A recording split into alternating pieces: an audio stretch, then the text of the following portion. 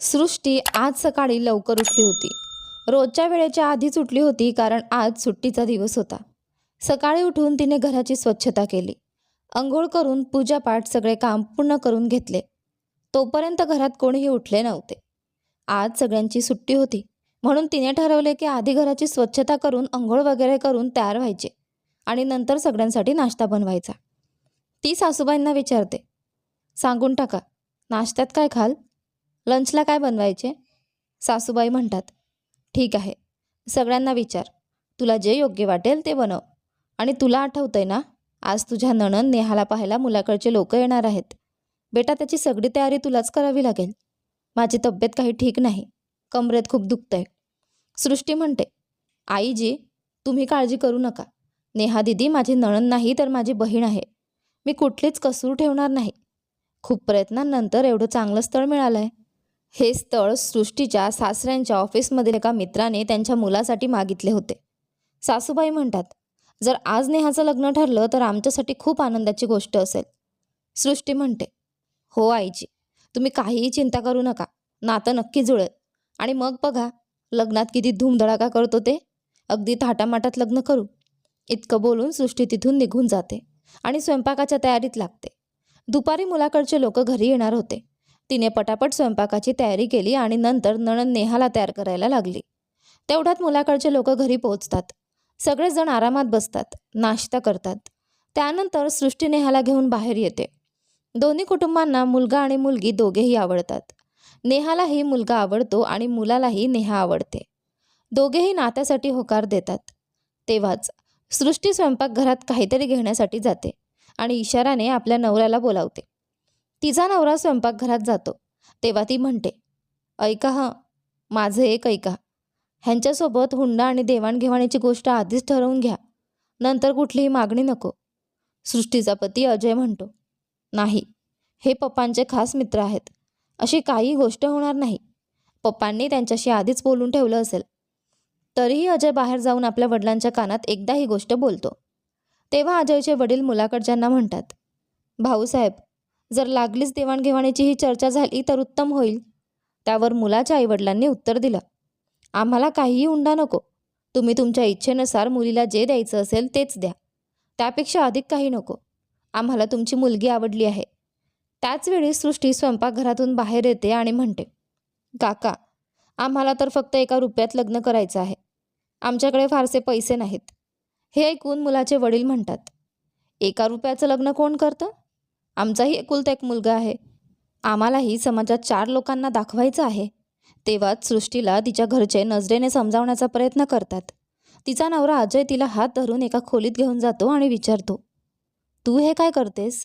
तू तर नेहाला तुझ्या बहिणीसारखं मानतेस, तिच्यासाठी सगळं करतेस, आणि आता हे ठरलेलं नातं का बिघडवतेस?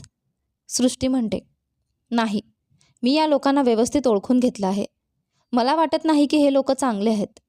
मी म्हणते तुम्ही आत्ताच हे नातं मोडून टाका, नाहीतर हे लोक नंतर नेहाला खूप त्रास देतील. पण अजय तिचं एकही ऐकत नाही आणि तिला गप्प बसवतो. इकडे नेहाच्या वडील मुलाकडच्यांना म्हणतात, तुम्ही काही चिंता करू नका.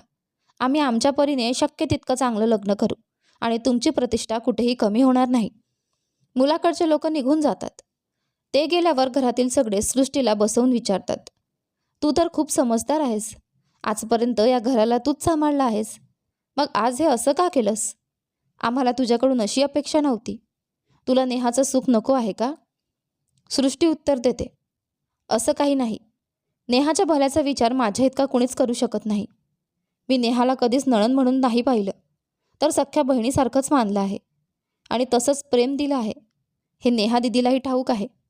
पण तुम्ही माझ्या एकही गोष्टीचा विचार केला नाही. मला खात्री आहे की हे लोक नेहासाठी योग्य नाहीत. तुम्ही बघाच, जर थोडा वेळ वाट पाहिली तर नेहासाठी त्याहून चांगलं स्थळ नक्की मिळेल.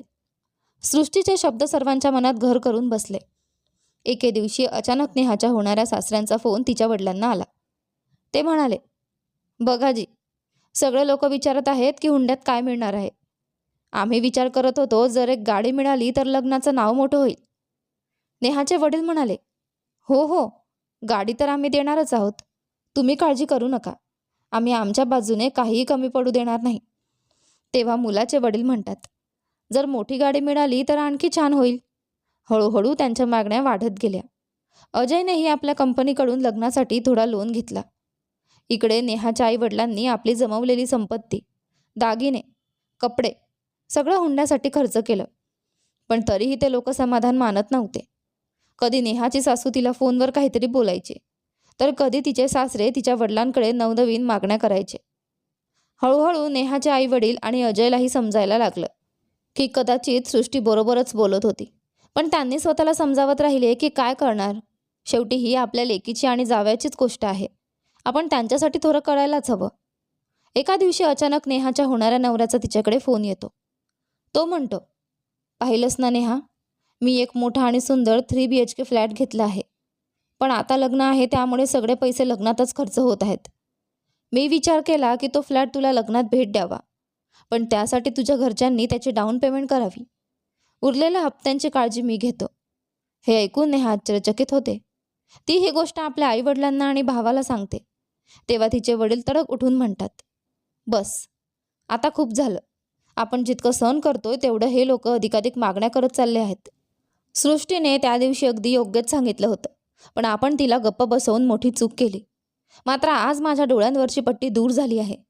या घरात आपण आपल्या मुलीला पाठवून कधीच आनंदी राहू शकत नाही. हे लोक प्रचंड लालची आहेत आणि आयुष्यभर काही ना काही मागतच राहतील. आधीच आपल्या बजेटच्या 3 पट जास्त पैसे खर्च झाले आहेत, पण तरीही यांची मागणी संपत नाही. तेव्हा सृष्टी म्हणते, मी आधीच सांगितलं होतं, पण तुम्ही माझं ऐकलंच नाही. तेव्हा तिची सासू म्हणते, आता लगेच फोन करा आणि हे नातं मोडून टाका. सृष्टीचे सासरे मुलाच्या घरी फोन करून सरळ आम्हाला हा विवाह मान्य नाही असं सांगतात. मुलाकडचे लोक अनेकदा समजावण्याचा प्रयत्न करतात. आम्हाला काहीही नको, फक्त लग्न मोडू नका, नाहीतर समाजात आमचा अपमान होईल. पण आता सृष्टीच्या घरच्यांनी ठाम निर्णय घेतला होता. त्यांनी हे नातं साफ नाकारलं. शेवट आणि संदेश. सृष्टीने आपल्या कुटुंबाला वेळेतच जागं करून नेहाला हुंडाच्या लालसात अडकण्यापासून वाचवलं. मित्रांनो, हुंडा घेणारे लोक समाजासाठी एक अभिशाप आहेत. ही प्रथा हळूहळू आपल्या समाजाला आतून पोखरत आहे. कितीही आधुनिक युग आलं, कितीही लोक म्हणाले की आम्ही सून ही मुलगीसारखीच मानतो, पण वेळ आली की अनेक लोक मागे हटत नाहीत. आजच्या काळात दिखावा खूप वाढला आहे. लोकांना फक्त समाजात हे दाखवायचं असतं की त्यांच्या मुलाच्या लग्नात किती मोठा हुंडा मिळाला. हे हुंडा नावाची कीड संपवण्यासाठी प्रत्येकाने हुंडा न घेण्याची शपथ घ्यायला हवी आणि अशा प्रथांविरोधात कठोर कारवाई व्हायला हवी. समाजाने लग्नाला एक व्यवसाय बनवला आहे. एका मुलीच्या आयुष्याला हुंडाच्या आगीत जाळलं जात आहे. आईवडील मुलीच्या लग्नाची काळजी घेताना हुंड्याची मागणी होईल की नाही याच भीतीत असतात. म्हणूनच आता वेळ आली आहे या जबरदस्तीच्या हुंडा प्रथेला पूर्णविराम देण्याची. तुम्हाला काय वाटतं कमेंट करून नक्की सांगा. तुम्हाला कथा आवडली असेल तर व्हिडिओला लाईक करा. तुम्ही चॅनलवर नवीन असाल तर सबस्क्राईब करा. आणि हो, नोटिफिकेशन बेल नक्की दाबा, जेणेकरून येणाऱ्या पुढील व्हिडिओचे अपडेट तुम्हाला सर्वात आधी मिळेल. धन्यवाद.